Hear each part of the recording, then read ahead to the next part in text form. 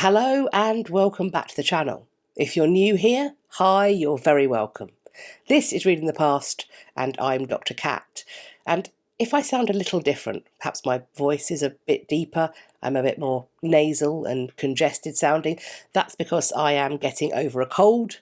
Nothing serious, nothing to worry about, and I am perfectly capable of providing the usual service because we are in October. And as I'm sure all aware, October is commonly thought of as Halloween month. So I thought I'd get into the spirit of things by focusing on the more macabre side of history, and I want to do that for the rest of this month. Today's topic is, full disclosure, really very bleak. It may not be suitable for all audiences. It involves discussion of child cruelty and infanticide. It will almost certainly not be suitable for little ears. So if this isn't the one for you, for whatever reason, please do look after yourself and click away now. You can still watch something of mine. I have plenty of non-horrific videos on the channel.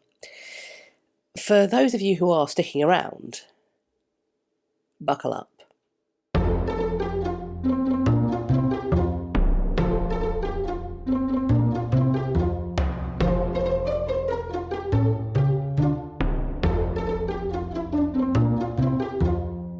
A former homicide detective, J. Warner Wallace, is quoted as saying that one of three motives lie at the heart of every conceivable crime or misdeed: greed, lust, or the pursuit of power. The events discussed in today's video will certainly provide evidence to support the first of these, greed, being true. We're heading to late Victorian England to look at a practice known as baby farming. These so-called baby farms were the last resort of many desperate mothers, who were usually unwed. At a time when contraception was so rudimentary it was essentially futile, an unmarried woman who found herself pregnant, whether by consent or coercion, would expect to experience profound social shaming. Her future prospects, both professional and marital, would also, she knew, likely suffer. This is not to say that the baby farmers were never employed by married couples, people who found themselves encumbered by more mouths than they could feed, or that they weren't used by the wealthy, individuals who had produced a child outside of the bonds of wedlock, a child that they hoped to keep a secret, because baby farms were certainly used in both of these cases. In the case of the latter, the wealthy couple, a higher fee could be claimed by a baby farmer. But rich customers like this were few and far between. With some of these unwanted pregnancies, abortion might have been considered as another option, despite it being illegal. Perhaps a woman would try to minister to herself by consuming substances and or undertaking activities that were suggested as remedies by the old wives' tales of the day. Or she might go and see an abortionist who would attempt to end her pregnancy with techniques and tools that were almost always dangerous, unsanitary, and ineffective. The woman who submitted to either of these methods might end her pregnancy, but not always. In doing so, she risked imprisonment, further social shame, the fact that she might remain pregnant, that she might be made infertile, and there was also the threat of serious infection and even death. For the woman who didn't want or failed to end her pregnancy, she may have found hope in a baby farm. For a fee, either paid as a lump sum or in instalments, there were people who were willing to care for infants, whether that meant acting as a wet nurse, providing foster care, and or finding an adoptive family for the child. These adoptions, if or when they took place, should perhaps more properly be termed sales. Babies and children might be adopted by couples that were struggling to have biological children. They might also be purchased by people who wish to add an extra pair of hands to support their labour needs at home or at work. We call this human trafficking. It was, in every meaningful way, completely unregulated, and as such could be, and was, a hotbed for abuse and neglect. To put it bluntly, the majority of parents who placed their children with baby farmers barely had enough to support themselves. Whatever they managed to scrape together for the care of their child was unlikely to be substantial enough to provide more than the bare minimum. Certainly, it would not have offered the baby farmer any chance of making a profit. Once the baby is in the care of the baby farmer, the parent's contribution, however meagre, would have to provide for all their child's needs. So, what if that contribution wasn't enough? Well, at the very least, the child would go hungry and poorly clothed. Hungry babies and hungry children are noisy. According to reports, one Margaret Waters, who came to be known as the Brixton baby farmer, would find her own, frankly, diabolical way of dealing with her charge's discomfort. Margaret's baby farming had apparently begun in 1864 as a product of her own financial instability following the death of her husband. Her adverts in the Clerkenwell News offered to take in babies for £10, with the alleged intention of adopting them on for another, higher fee. Margaret would live on the profit of these transactions. It's unclear if her plans were scuppered by a lack of adoptive parents willing to pay for the privilege, or her own inability to make contact with those who would, or if it was always just a ruse, intended to take money from desperate birth parents. Margaret made use of laudanum, also known as tincture of opium, to suppress the baby's hunger and quiet their cries. Without intervention, they would eventually starve to death. She is thought to have killed as many as 19 infants that were in her care. She would dispose of their bodies by wrapping them in brown paper and dumping them on the streets. Those who survived in her care for a longer period would find themselves, Margaret later confessed, cast out onto the street to either survive or perish out of doors. It would be little John Walter Cowan, the illegitimate son of 16-year-old Janet Tassie Cowan, whose death led to Margaret's arrest. The police sergeant who made the arrest reported his findings at the baby farmer's home. He said he found, quote, some half-dozen little infants lay together on a sofa, filthy, starving, and stupefied by laudanum. Margaret would be the first baby farmer to be convicted of murder and executed. She was hanged on the 11th of October 1870 at Horsemonger Lane Jail. Margaret may have been the first, but she would not be the last of these murderous caretakers of vulnerable infants, nor would she go down as being the most infamous, because that dubious honour probably goes to Amelia Dyer, the Reading baby farmer. Amelia's infamy is potentially attributable to a few things. Amelia Dyer had had the benefit of an education, and this allowed her to pursue the tough but respectable occupation of nursing. So this was a person who had been trained and paid to provide care. Also contributing to the horror connected to her behaviour is how prolific she is thought to have been, because her victims may have numbered over 100. Worse still is how glib she was when it came to talking of her crimes and her victims. As little bodies were being pulled from the Thames, all wrapped up like parcels found with tape around their necks, one had been wrapped in paper that contained an address where Amelia had once lived.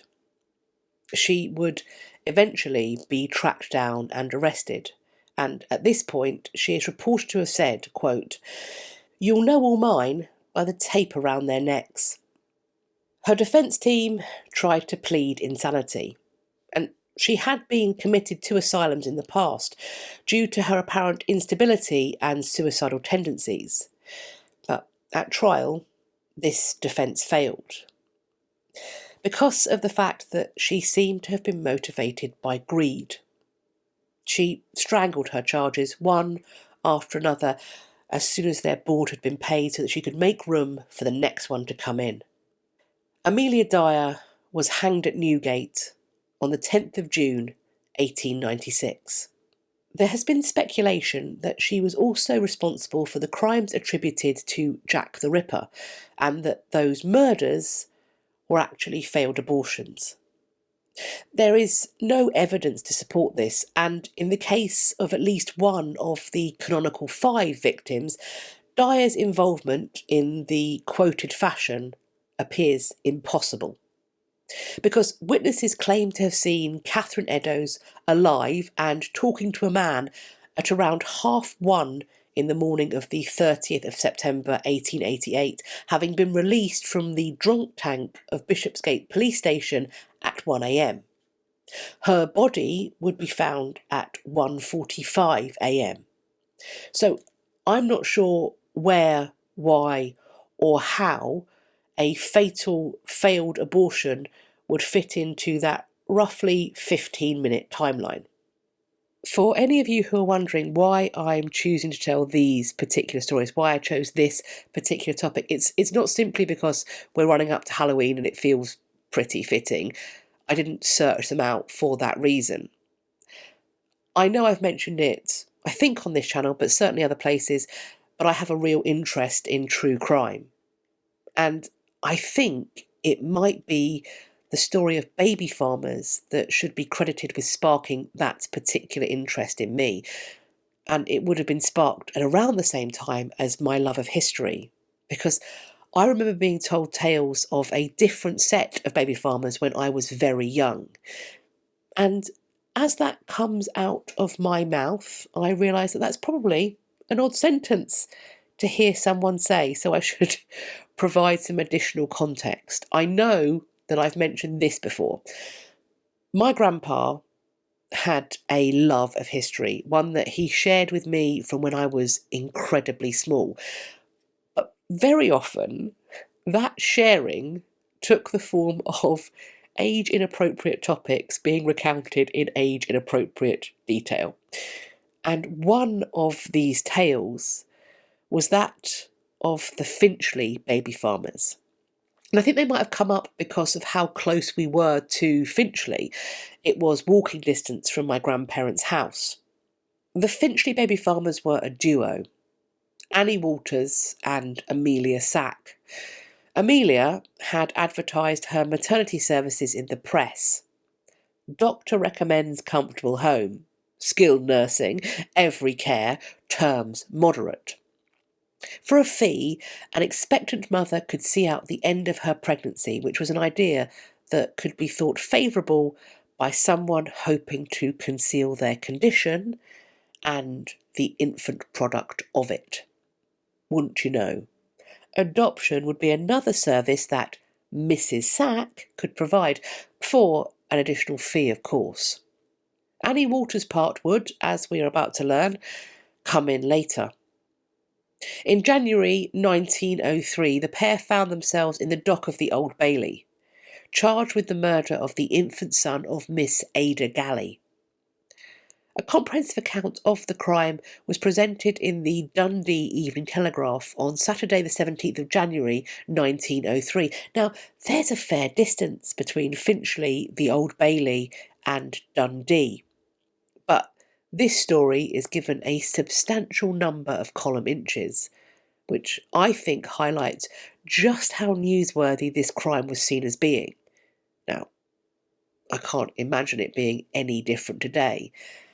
I'm sure we've all heard that unpleasant press motto, if it bleeds, it leads. The reader of this edition of the Dundee newspaper was informed how Amelia Sach operated a, quote, lying-in home in Finchley, in which Miss Ada Galley entered her confinement and gave birth to her son. The father of the child paid £25 to ensure that he would be properly adopted. However, it was alleged that instead, Amelia Sach gave the baby to Annie Waters, who then killed him.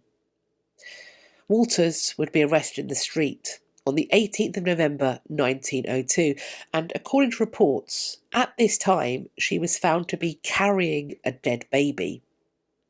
Amelia Sach would be arrested soon afterwards. This pair had ended the lives of an unknown number of infants in a similar way. There may have been dozens.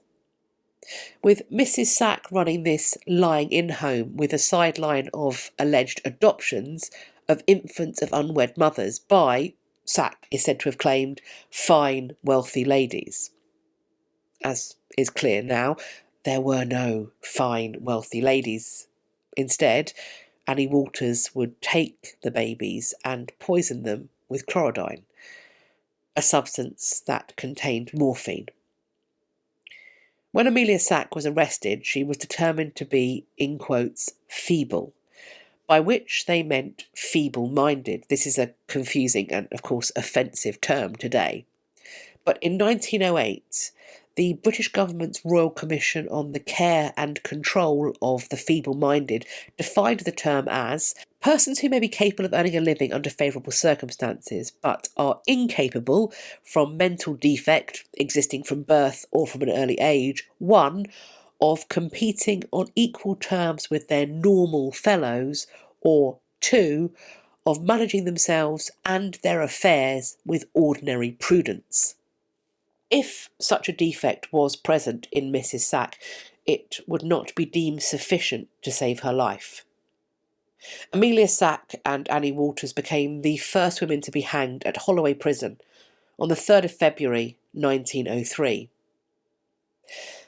There were other cases of murderous baby farmers in late Victorian Britain, and I think the horror of these crimes served to focus public and government attention on the vital need to protect children. The 1889 Prevention of Cruelty to Children Act gave police the power to arrest anyone found harming a child. It also empowered them to obtain a warrant to enter a home if it was believed that a child was in danger within. The Infant Life Protection Act, 1897, gave a mandate and a power to the developing local authorities for them to monitor and inspect the conditions under which paid childcare was taking place of children under 5. Eventually, these authorities would obtain the legal power to remove children from cruel or neglectful carers. The 1908 Children's Act would offer yet more protections. This Act set out to ensure, among other things, that anyone who was being paid to care for a child under 7 had to inform the local authority within 48 hours that they were minding a child. This was the introduction of registration for foster parents. Additionally, inspectors could visit the house to determine how many children could be cared for, and they also had the authority to remove any child to a place of safety. To prevent a child from being murdered through neglect or otherwise, no childminder could take out insurance on a child in their care, and they had to inform the coroner if any child did die in their care. Although the ultimate suppression of the baby farms is not explicitly called for in these legal changes, I can't help but think that the knowledge of the sheer atrocity of each successive murderous baby farmer must have been near the forefront of the legislators' minds. Certainly, it's against the backdrop of baby farms that the London Society for the Prevention of Cruelty to Children is formed in 1884. It would be renamed as the National Society for the Prevention of Cruelty to Children, the NSPCC, in 1889. and this charity still works tirelessly to support and protect children in the UK. So I'll be leaving a link to their website in my description box if you need support of your own, or if you are looking to donate to help with their absolutely vital work. But what do you think of the topic we've been discussing today? Had you heard of baby farming before? Were you aware of the potential role that these events might have played in strengthening child protection laws? As always, I'm looking forward to reading your conversations in the comment section underneath this video, or you can find me on social media. I'll leave links to the other places you can find me on the internet in my description box. Follow me over on some or all of them so we can continue this conversation and start some others. I'm not sure if this would have been a video to enjoy, but I do hope you found it useful. And if you did, why not share it with some friends? Please also let me know by hitting the thumbs up. Please subscribe to the channel. And if you think you're subscribed, maybe have a little check now to make sure that YouTube hasn't mysteriously unsubscribed you. While you're there, checking, subscribing or resubscribing, why not hit the bell icon beside the subscribe button and then also select all in the drop-down menu so that YouTube tells you when I've next uploaded. I hope you're going to have a great day, whatever you're doing, and I look forward to speaking to you all in my next video. Take care of yourselves. Bye-bye for now.